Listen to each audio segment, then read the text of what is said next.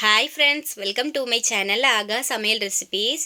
இன்றைக்கி நம்ம ஆகா சமையல் ரெசிபீஸில் ஹெல்த்தியான டேஸ்டியான ஒரு ஸ்நாக்ஸ் ரெசிபி கோதுமை மாவு குழிப்பணியாரம் எப்படி பண்ணுறதுன்னு தான் பார்க்க போகிறோம். வாங்க ஃப்ரெண்ட்ஸ், வீடியோக்குள்ளே போகலாம்.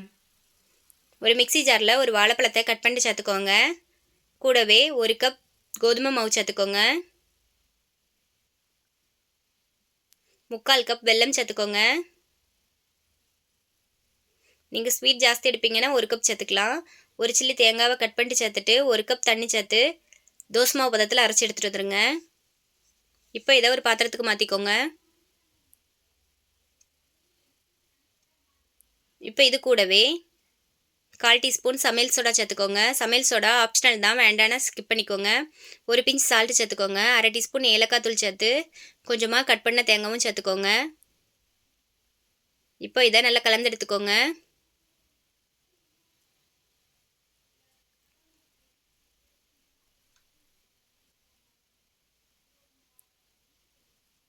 இப்போ ஸ்டவ்வில் ஒரு குழிப்பணியார பேன் வச்சு பேன் சூடானதும் கொஞ்சமாக ஆயில் சேர்த்து சூடு பண்ணியிருக்கேன்.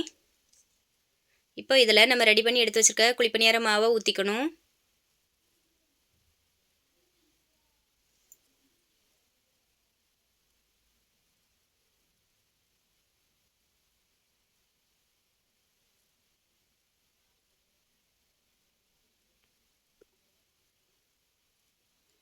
இப்போ இதை ஒரு 2 நிமிஷம் வேக வச்சுக்கோங்க.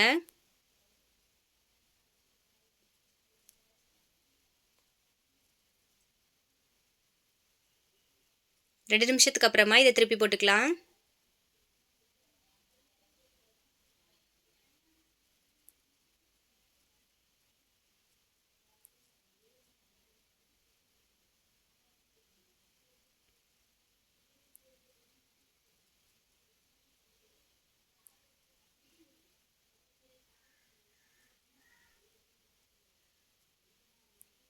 இப்போ 2 பக்கமும் திருப்பி போட்டு வேக வச்சு எடுத்துக்கிட்டா நம்மளோட டேஸ்டியான குழிப்பணியாரம் ரெடி ஆயிரும்.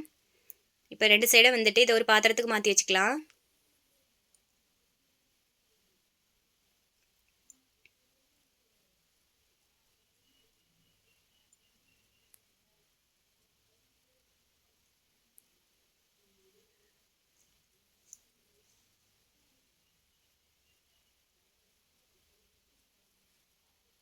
நம்மளோட டேஸ்டியான கோதுமை மாவு குழிப்பணியாரம் ரெடி ஆயிடுச்சு. உங்களுக்கு இந்த வீடியோ பிடிச்சிருந்தனா நம்மளோட சேனலை சப்ஸ்கிரைப் பண்ணிக்கோங்க. லைக் பண்ணுங்கள், ஷேர் பண்ணுங்கள், கமெண்ட் பண்ணுங்கள். தேங்க்ஸ் ஃபார் வாட்சிங்.